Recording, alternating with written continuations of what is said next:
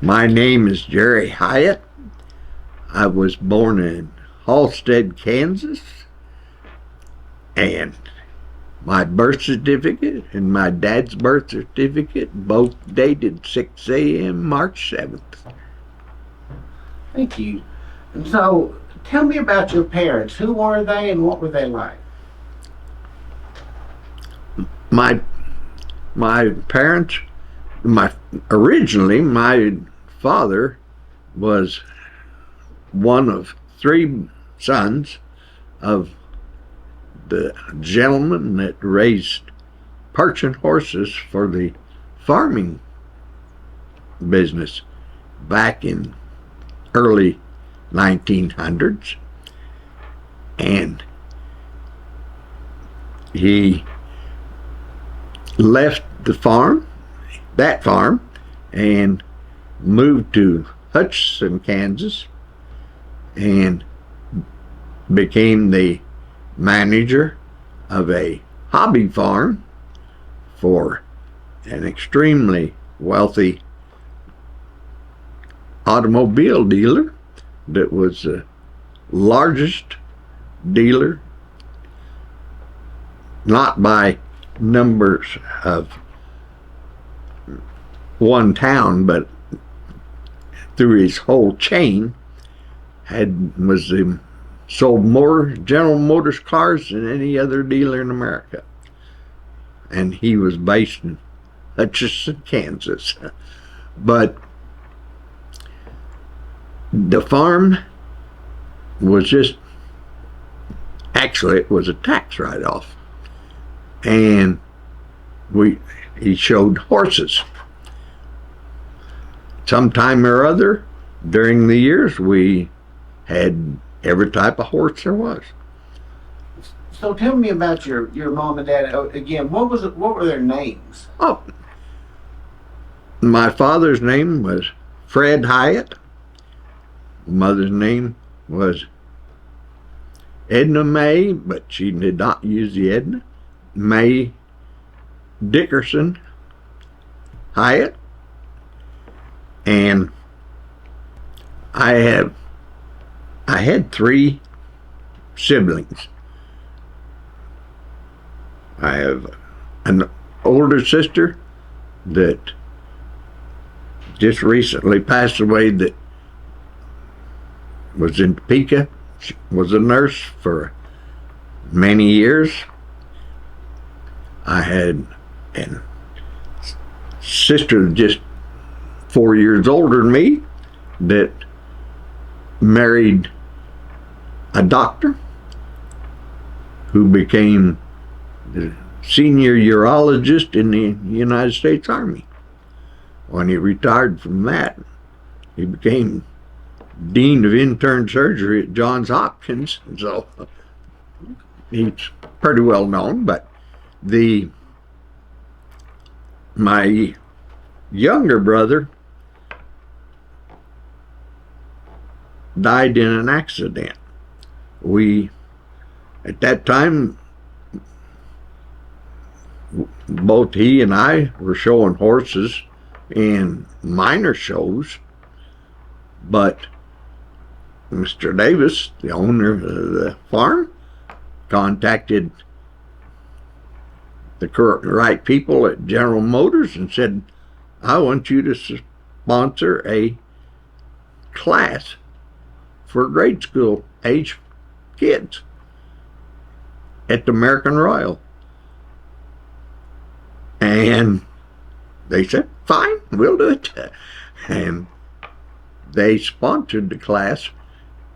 Our saddles that we were to be riding cost $10,000 a piece. This was in 1946. Tell me how we got how did your family end up in Benton County? Tell me the story of how you got here and then how you...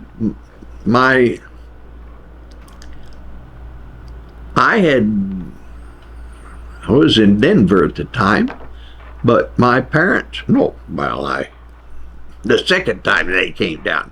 They came down originally in the late 50s, and my father was manager of Bella Vista for E.L. Keith,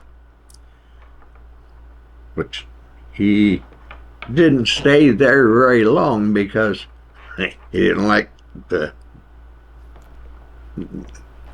mode of business that was being he was being asked to conduct, and he went into town and leased a drive-in restaurant that is now where the taco store is on Bolton Boulevard, right a couple blocks of Main Street. And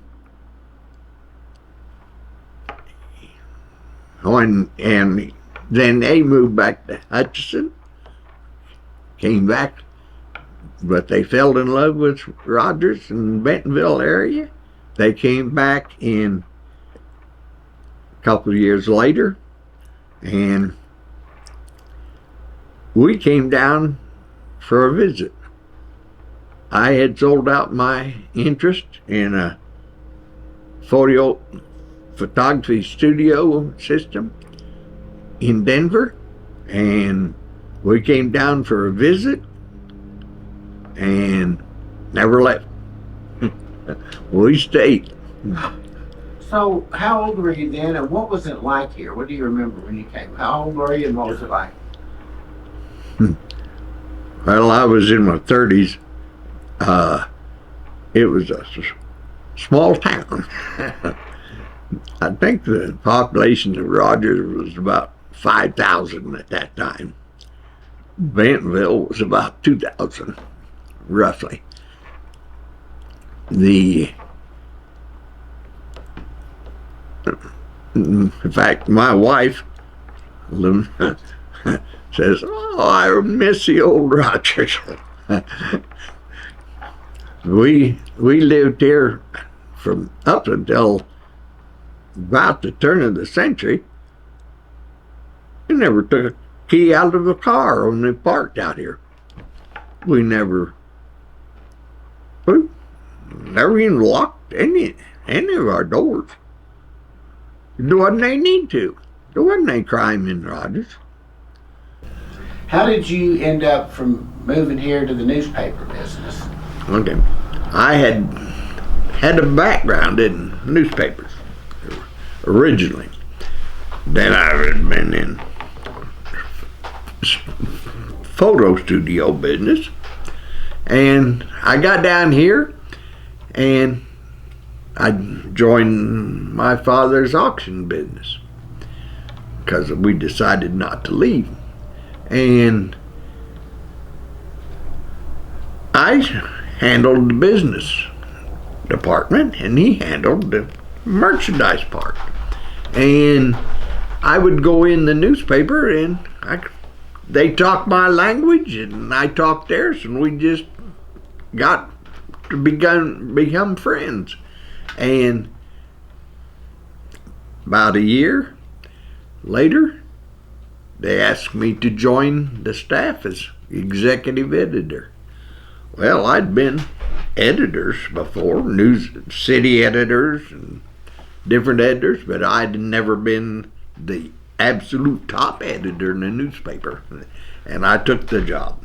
So what was the paper like then? When you walked in the door, what did it look like, and how did you make the paper? It looked like this city museum today looks, because that was the building, but it was a modern operation. It was ahead of time for most newspapers in Arkansas. The publisher was Don Reynolds. If people should be familiar with his name, if they go to Fayetteville, to university area, and Mr. Reynolds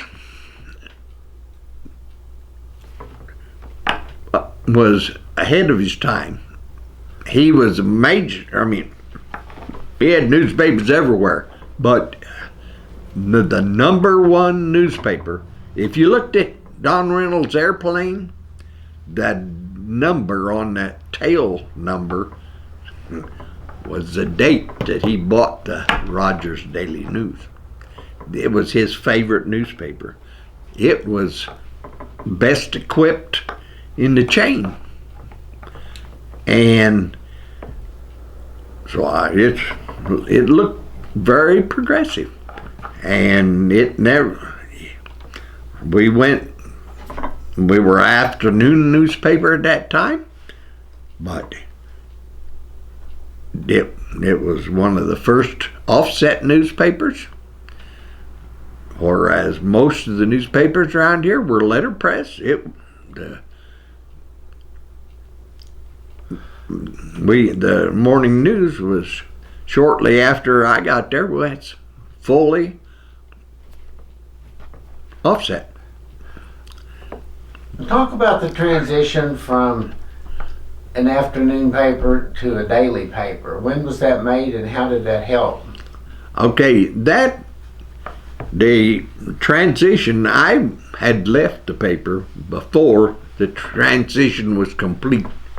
I started it, but I left it.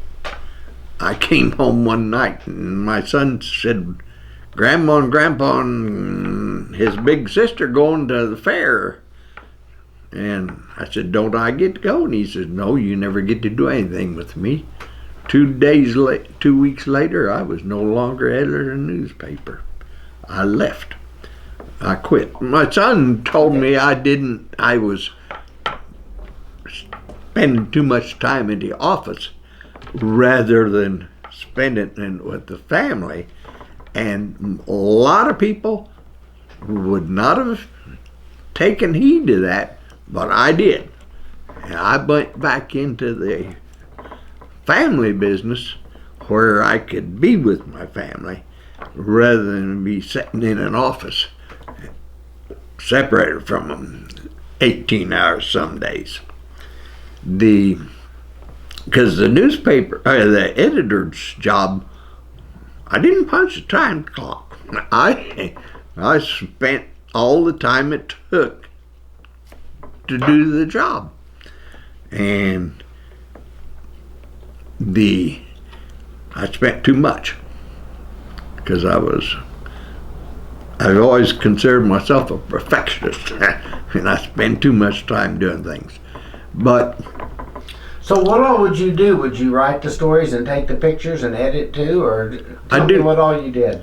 Okay, basically I took everyone, I had a staff of reporters and they wrote the stories and I edited them and laid the paper out however you put it together, how it was put together, and that was basically my job. However, if there was a big story and city council meetings, the average reporter thinks that's a stupid job, waste of time. I've had people tell me that. That was what the city council's doing is the most important running news story of any town. If you don't know as a citizen what's going on, you're in trouble. And if there was a big public hearing, when they were having public hearings in Fayetteville about what is now Interstate 49, I was there covering it. I didn't send a reporter. I had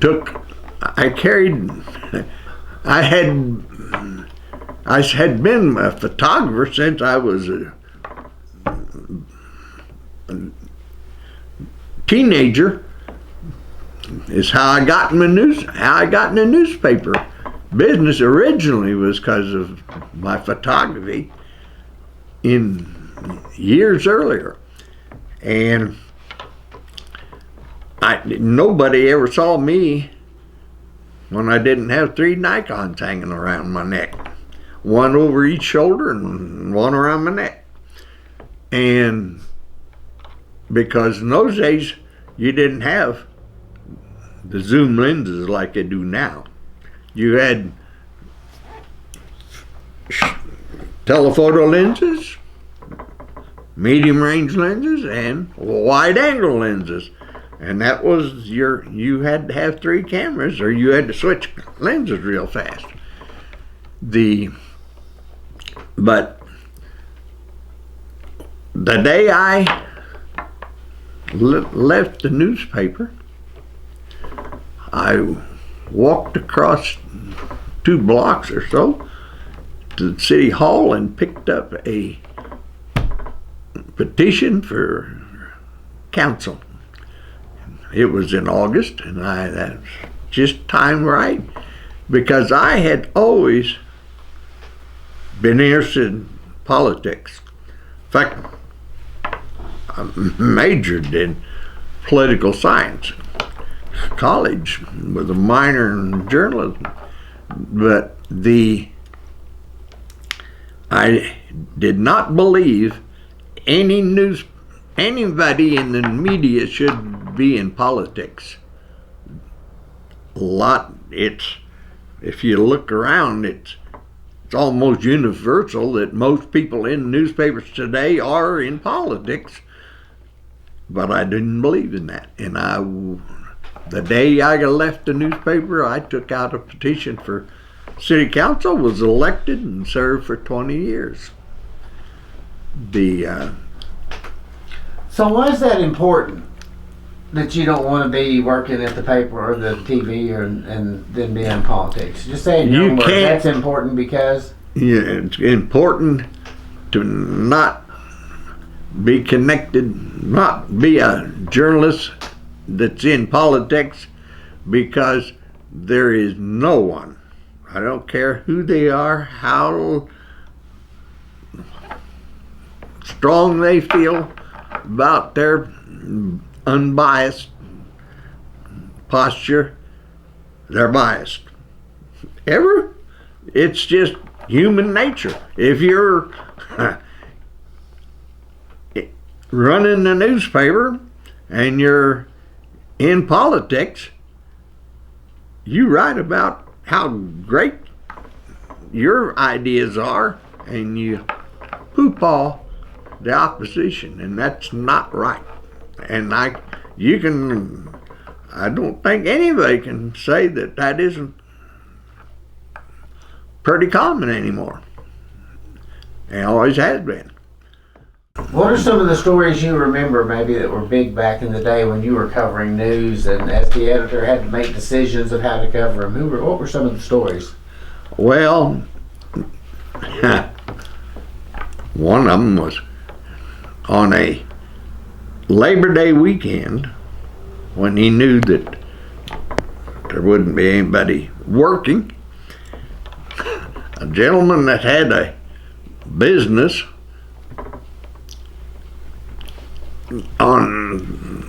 right immediately south of Ichiban area of Rogers had moved a street. It was dirt at that time, but he moved it about 20 feet north to make 20 more feet in his used car lot. I just happened to be going by there, saw it, and got out and took pictures of it. Called Jack Cole, who was chief police at that time, and he was stopped, but he had the street moved by the time we got it. Well, how do you move a street? He bulldozer. He just flat bulldozed the street up and moved it over. Just went sideways. Was it paved or dirt? No, it was dirt. There was a lot of dirt streets in Rogers at that time. In the 70s, it was New Hope Road. There was a 2-lane track. I mean, two tire track. No, you couldn't meet anybody on New Hope without somebody stopping. But Old Ridge Street was. Explain that. What would you have to do? The 2 cars were. You're saying that the road wasn't wide enough. What would you do?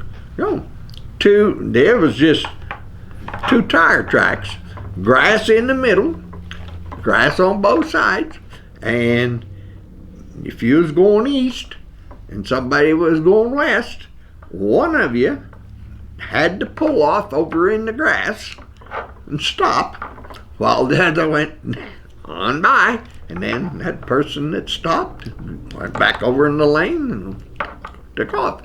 If it had been a big rain, you was in trouble, because there's no base of any kind. So let's go back to you left the paper. It was time to get into politics. You filed, and then so what did you tell me about your race, and then what it was like when you first got in there, and once you won, then what were the issues? So, well, my first run, I ran unopposed, which is the easy way to get elected. Opal Beck had been councilman for years. She ran Modo Day in downtown Rogers on Walnut. She had decided to get out of politics. And I filed for her position. Unopposed, I was elected. I later had people run against me, but because there were people that didn't like my way I voted, but I kept winning them. Well, how did you vote? When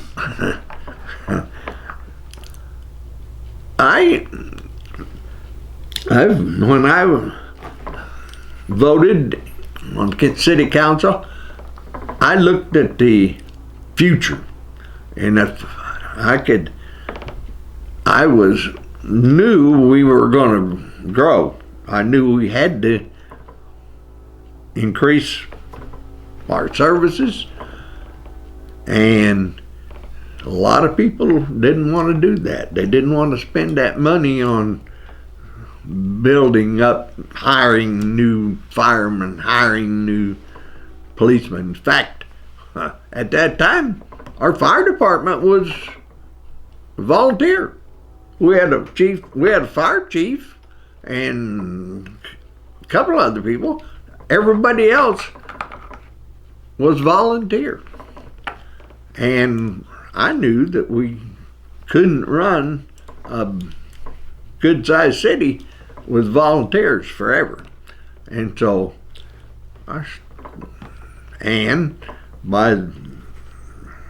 after the first year on the city council, I became the chairman of the Public Safety Committee. That was police, fire, civil defense, and building inspectors.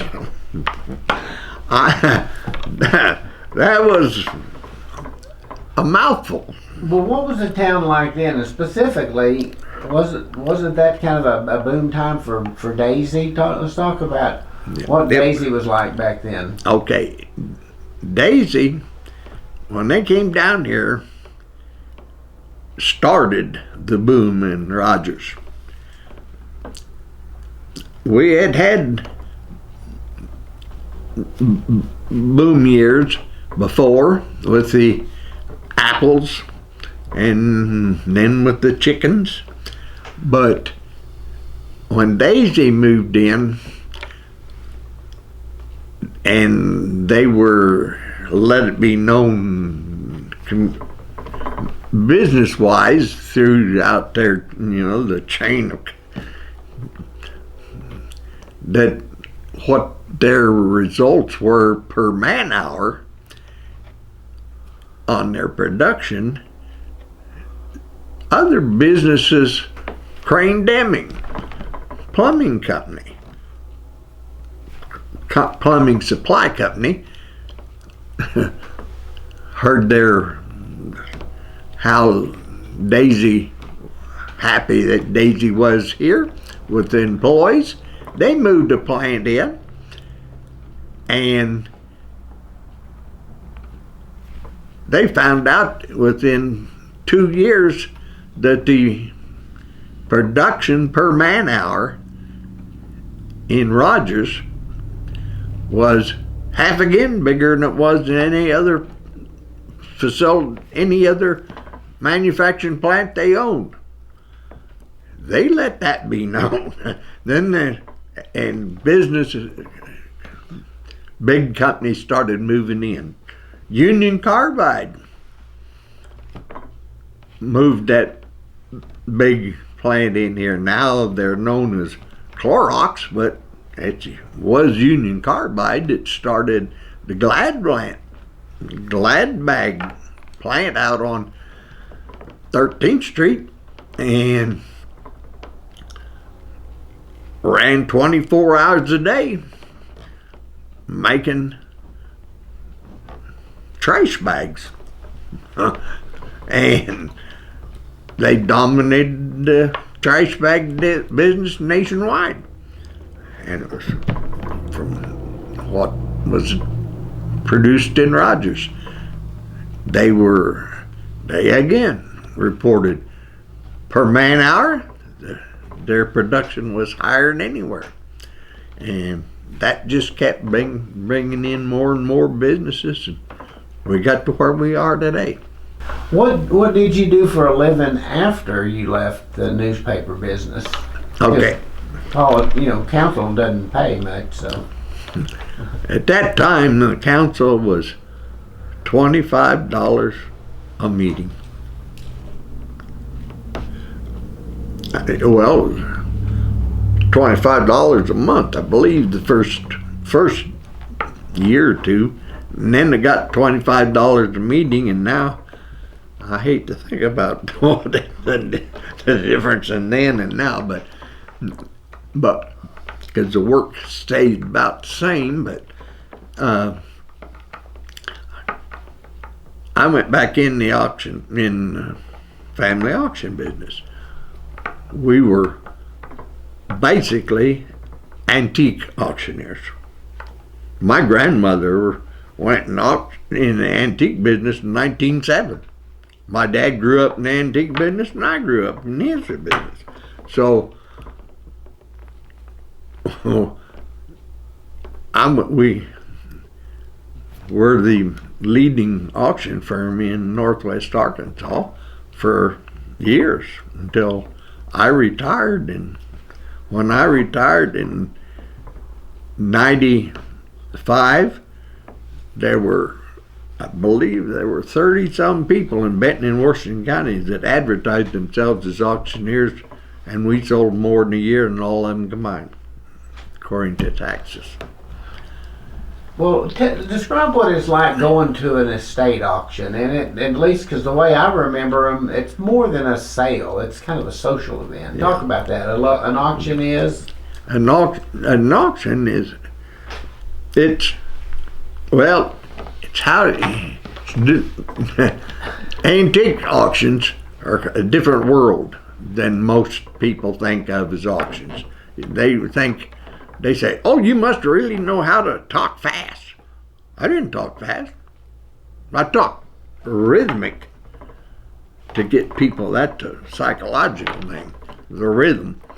But I didn't talk fast because I wasn't selling cows. I was selling antiques, and my average buyer was 65 years old or older and a lady. I had more than you came to my auction, which I had my people all sitting down in chairs. Everybody, all the other auctioneers were out in the yard walking around selling stuff. And I never started an auction if I didn't have a coat and tie on. That was me. I mean, in fact, people say, "What's that thing on your glasses?" Well, it's a magnifying glass, but I put it on in 1970s because I was selling pieces of silver and china and glassware that could bring as high as, I've sold pieces of crystals for like above $10,000. And if you don't know what that piece is, you don't get that kind of money. You have to know more than your crowd does. Like when you were on the council, what are some funny stories or some memorable stories of things that happened? You talked about the road moving and when you were in the newspaper business, but what are some things that happened on the council? Well, there was a story about Ulrich. We were coming back from, Jack Cole and I were going back to our offices together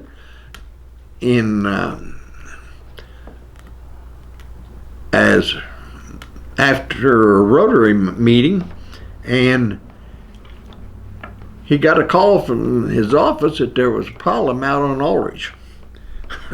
We're just leaving the Holiday Inn where the club had met, and we turned left at Ulrich and went out to where the band is in Ulrich now, and there were steel posts across the street. It was Ulrich, like some other streets, were dirt at that time, and someone had decided that that road shouldn't go on west because that was his property west, which wasn't, but he thought it was. And he put he put a row of steel posts across the fence to stop traffic. You said that when you were on the council, y'all were planning for growth. What kind, and you knew it was coming, but how much did you think it was coming and what happened? We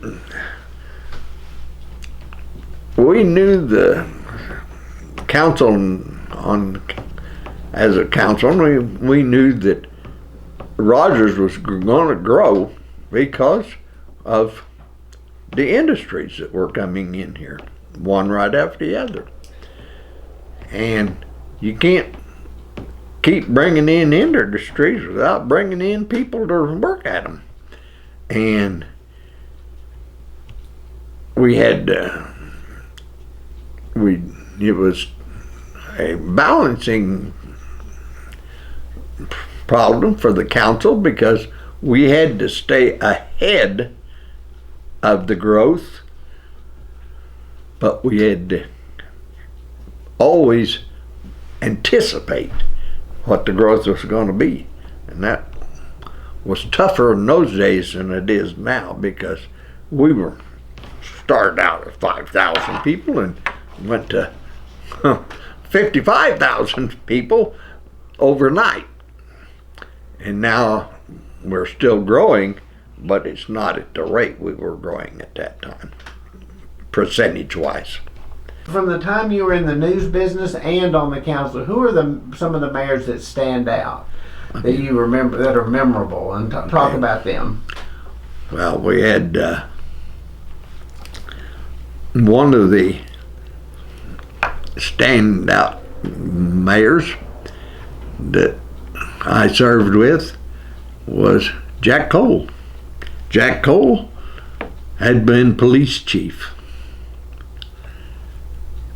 He had come here from Dallas, Texas, where he had been with another police agency a national police agency. And he came here and built the Rogers Police Department into a one of a kind for the town that size. And I went over there one night after I was still with the newspaper when I went over there, and because Jack asked me to come over, he wanted to introduce someone to me, and it was Mike Jones. Well, I took one look at him, and he was the scroungiest looking son of a gun you've ever seen in your life. Looked hippie all the way. And I thought, what in the world? Is this somebody that they are arrested for drugs or something? Well, that was the night that Mike Jones came out from undercover. He had been working undercover for quite some time. And when he came out, they arrested. They kept the courts busy for months handling all the drug-related charges. And later, Mike was chief police. Another one of our best, outstanding chief police. And but Jack was a one of a kind. I served John Sampier for years. John and I had worked together on the Bicentennial Commission in the 70s, 74, 75, 76. Mike served as chairman of that, and I served as activities chairman for 2 or 3 years. He served as mayor. He took us into what was now the museum storage facility. It was at Poplar and 3rd Street, where the city bought the Masonic Lodge when they built a new one and put the city in there. And our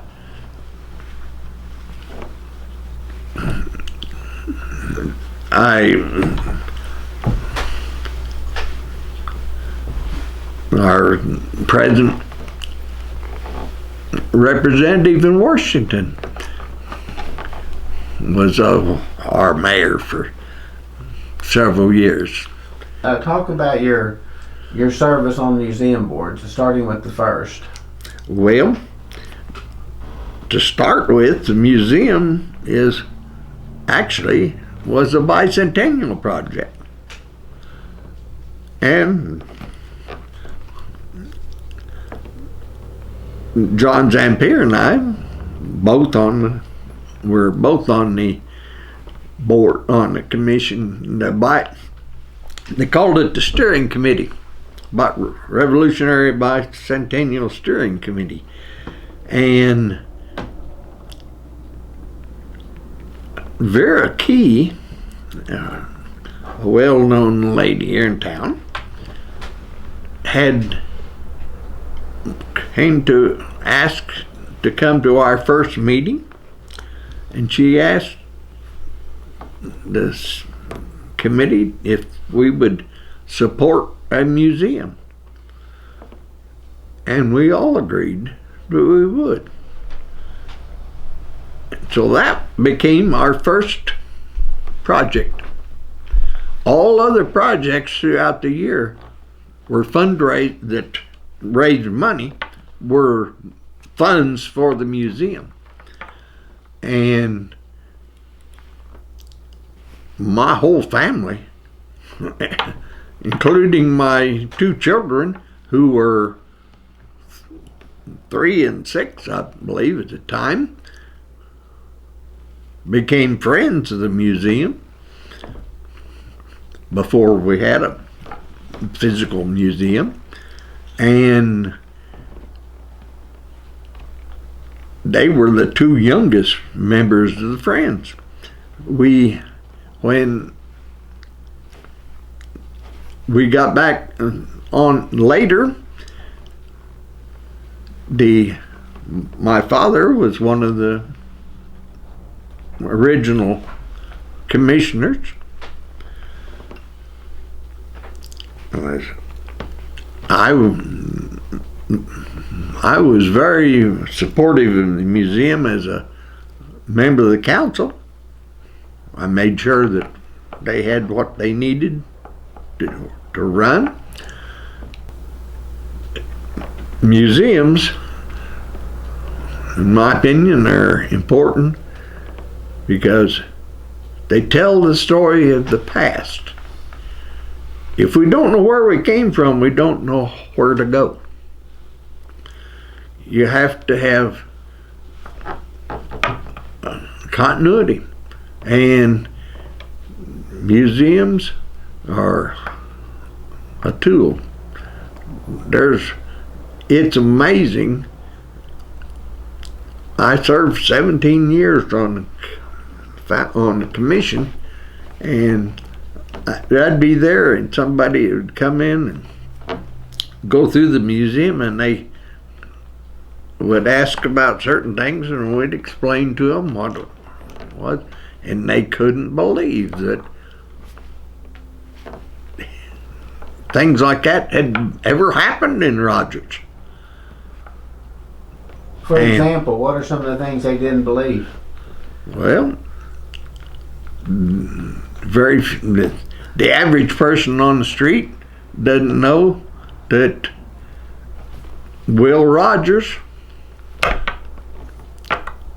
who was at his time, and he was at the time he lived, was one of the best known entertainers in America, was married to a lady from Rogers. And they were married in Rogers. The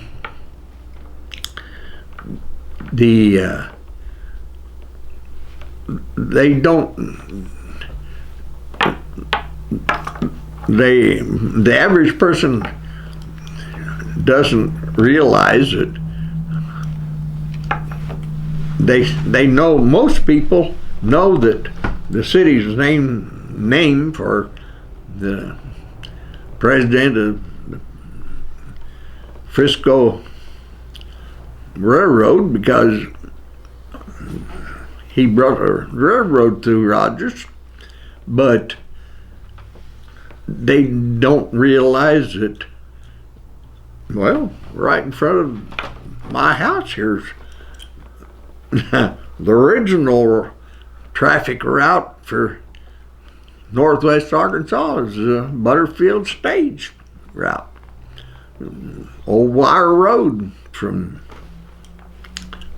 all of them throughout started in Old Wire Road, theoretically started in the straight line and went by the Pea Ridge battlefield and on down through Rogers, Springdale, Fayetteville, and on south to Fort Smith. And that was a stage route. And that's how they got around. So actually, in my opinion, Rogers didn't start by the railroad that a lot of people will say. They started by the stage. And if you don't know that, you can go to the museum and you can learn it. Interesting. What are some other maybe interesting tidbits or facts about Rogers that a lot of people don't know? One of the things some of the old timers know, but a lot of the newer people don't. The Rogers, first they were apples. Was our first major crop. The vinegar plant that's now a flea market was one of the biggest producers of vinegar in the country. Spee's vinegar now, became Spee's vinegar. It was the chickens. We started. That was something that was fitting to the area, was chicken houses, and we started raising chickens. They got so many chicken houses, they had to do something with when they cleaned out the chicken houses, and they started taking it out and spreading it on pasture land. And the first thing you knew, that pasture land, whereas average United States wise, you have to have about 3 acres or sometimes 6 for each cow to raise cows. It was no time at all until the pasture land around here was raising 6-8 cows per acre. Not acres to cows, but cows to acre. And something that very few people realize, that the chicken industry also brought some industries like Campbell's Soup in Fayetteville. And they brought something that the average person would never know. When you eat that pot pie, or those the frozen section of the grocery store, what used to be called TV dinners was invented in Fayetteville to get rid of the chickens that we were producing. We had all these chickens, and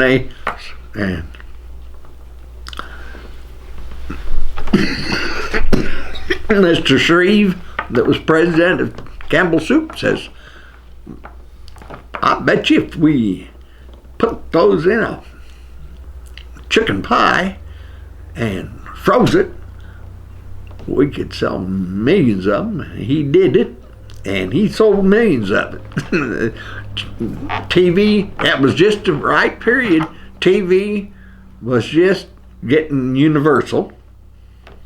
TV had been spotty up to that period, and about the time our chickens got plentiful, why people were starting to sit down in the living room watching TV, because they had to watch that crazy thing because it was something new, and they ate their supper there, and he gave them something to eat. Did you ever meet him or talk to him? Oh, yes. Tell me about meeting him, what he was like. And Well, Pauline Shreve, here, his wife, was one of the major antique dealers in this part of the country, and was one of our good customers and one of our good friends. And I never used her name Pauline very often. I said number 51 because that was her permanent number, and our auctions was number 51. It's unbelievable. Nobody realizes that, like in the 80s and 90s, I think we had five 4-star generals or equivalent admirals in northwest Arkansas, between Fayetteville and Bella Vista and Prairie Creek. The military, Arkansas's got a law that's pretty much, it's just Arkansas. They have always not taxed military retirement like everybody else does. And the big people in the military moved here. And they came to Rogers because of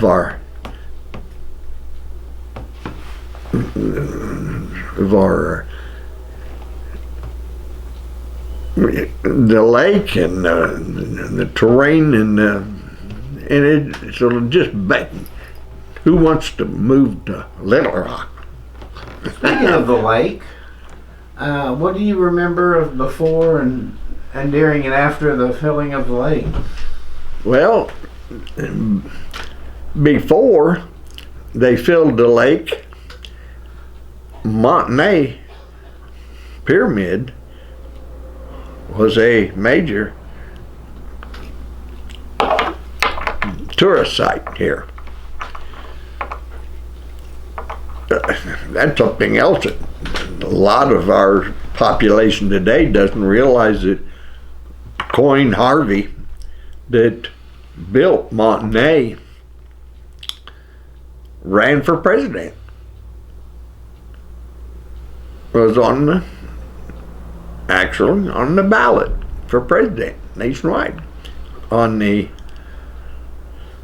Silver Party.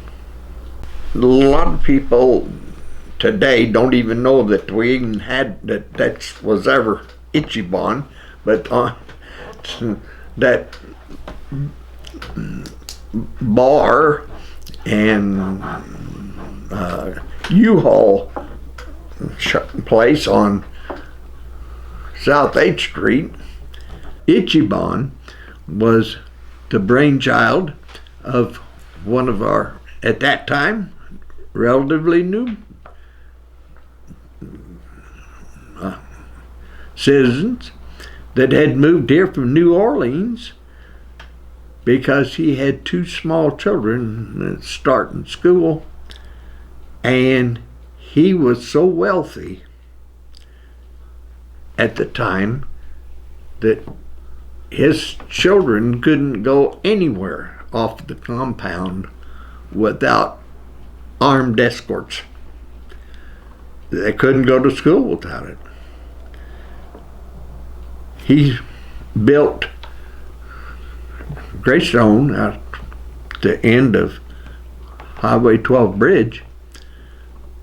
Took years to build, and he brought his family up here moved up here into that, and at that time he was so much wealthier than Sam Walton, and there was no comparison. Willard owned he was the importer of Volkswagens from Germany. He owned the docks where they docked in New Orleans. He owned the ships that hauled them to New Orleans. He owned the truck line that hauled them to the dealers. He had $1 or $2. And his sons decided they wanted to learn judo. So he built Ichiban. They also like tennis, so that's what the building is now. U-Haul agent was 2 full-size championship tennis courts under a roof in a building. And when he dedicated that, he had a big event. It packed. The Ichiban had their judo mat was the largest judo mat west of the Mississippi River, in a town of size of Rogers. He had a party after the event. He brought in chefs from New Orleans, sent out invitations to everybody that was anybody in Rogers, and to be at his house for a party. And they produced food for 200 guests. Those that showed up was Sam and his wife from Walton's, his doctor and his wife, his banker, Lawrence Harris, and his wife, and his attorney, Marty Croxton, Virginia and I, and Bob Hope. That was the crowd that showed up for the party. The next day I ran into Beth Huff, whose husband was president of Daisy and grandson of the founder of Daisy. And I said, Beth, where were you yesterday? And she said, Jerry, I just feel Willard has so much more money than we do. We just don't feel comfortable around him. And I said, Beth, you think about how much money you got and how much money I have, and you tell me if that isn't probably what I could say about you. But what would you think if you heard back somebody said, Jerry said he just doesn't feel comfortable around you? She said, I never looked at it that way. But Willard he and I became very good friends because everybody thought that. One day, Willard said, that the land across the street from Frisco Mall, it wasn't Frisco Mall then, it was Dixieland Mall, said that section across the street where now Walmart is, I bought that this week. He said, I found out that Ramada Inn had put a bid in on that, and he said, about 2 months ago, the family stayed in the Ramada Inn and had real bad service. And I just said, we're not going to have a Ramada Inn in this town. and he had a contest every year at the high school. One little girl and one boy,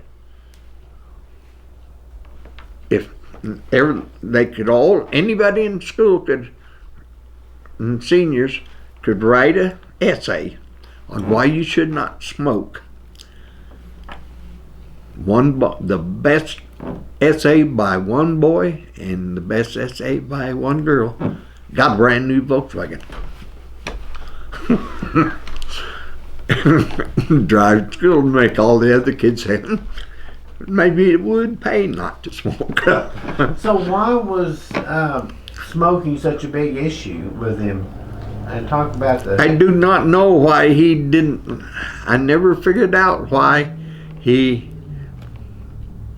was so important to him, except I think about that time is when they started the big nationwide push against smoking. And they started passing laws that you couldn't advertise in certain medias,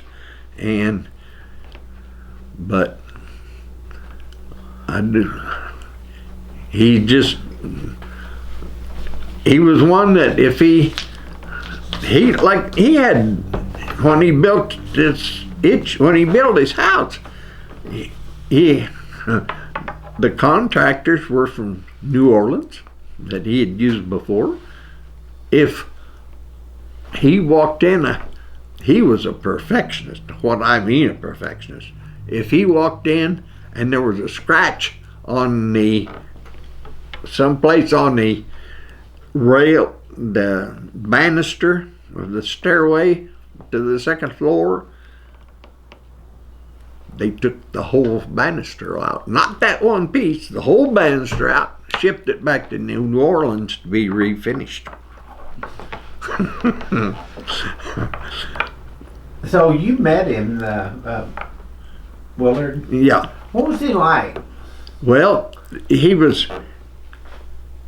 the day I met him, I was editor of the newspaper. I was sitting there at my desk.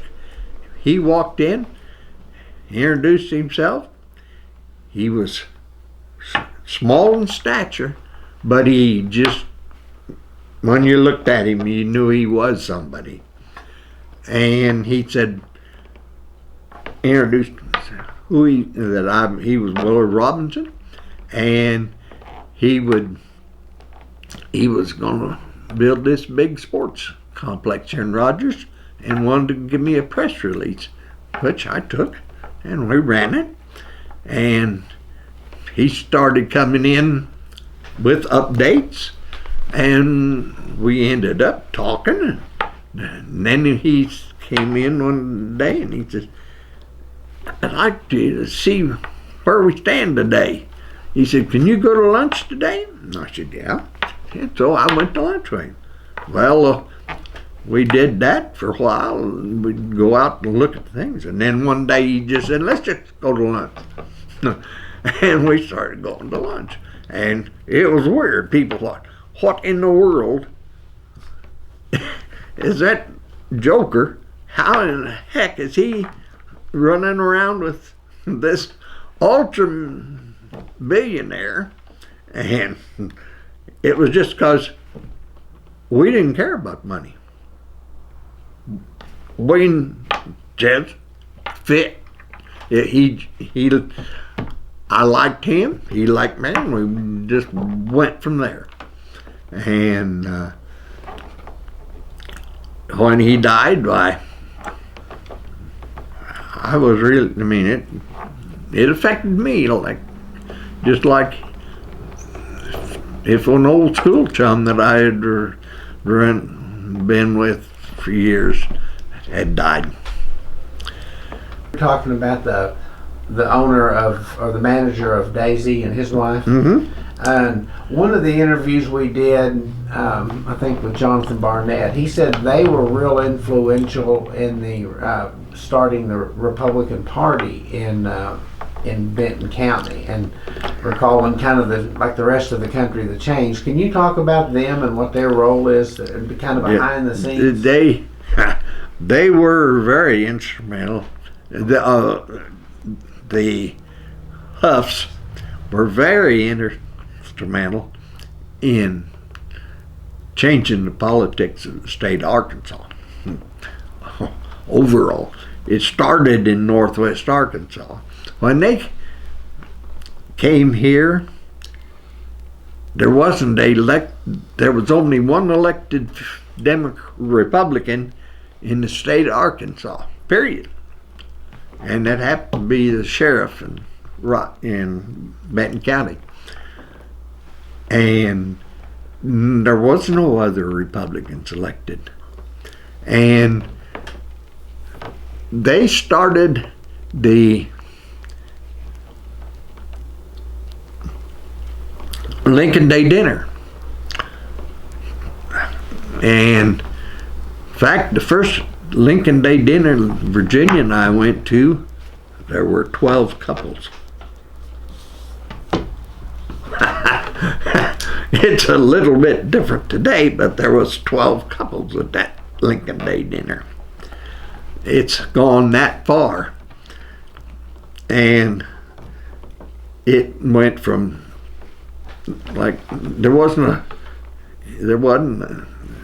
it was years when there was like one or two Republicans voted, in office anywhere in Benton County, and then a lot of it was from the Daisy people. They were all Republicans when they came here, and they brought a big...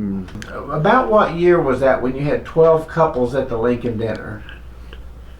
I believe it was in the 1970 Lincoln Day dinner. There was 12 couples at the dinner.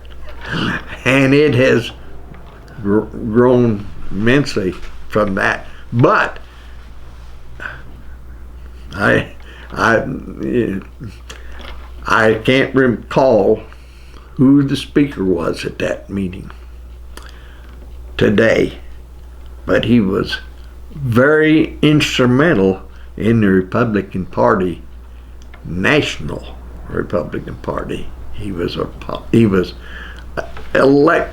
held election office in Washington, and because the Huffs had that much influence with the Republican Party. Let's say if someone came to you and said, Jerry, I've never been to Rogers, Arkansas. I came to you now and asked you about it. Or maybe even Benton County, and said, what's your hometown and your home county like? What would you tell them? I'd tell them it's heaven on earth compared to most places today. It is Northwest Arkansas. It has terrific scenery, terrific people, has terrific economy. There's nothing that you can want that we don't have. Now we even have like entertainment at AMP and things. We have the lake, if you like boats. We have hiking trails. No, some of the longest trails you can walk from here at Fort Smith if you want to. It just, there's nothing. I can't, if you ask me what's the worst thing about Northwest Arkansas, I can't tell you. Because I don't know anything that's really bad. Well, good. So if you had to finish a sentence and someone said, my favorite thing about Benton County is, how would you say that? My favorite thing about Benton County is the people. We don't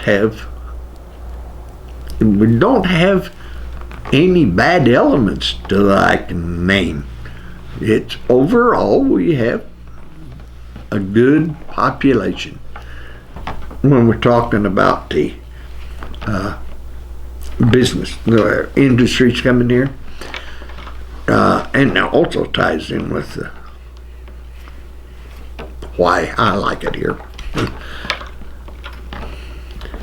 I was sitting on the city council one night when a gentleman or a crew of people came in and said they were interested in relocating their business here.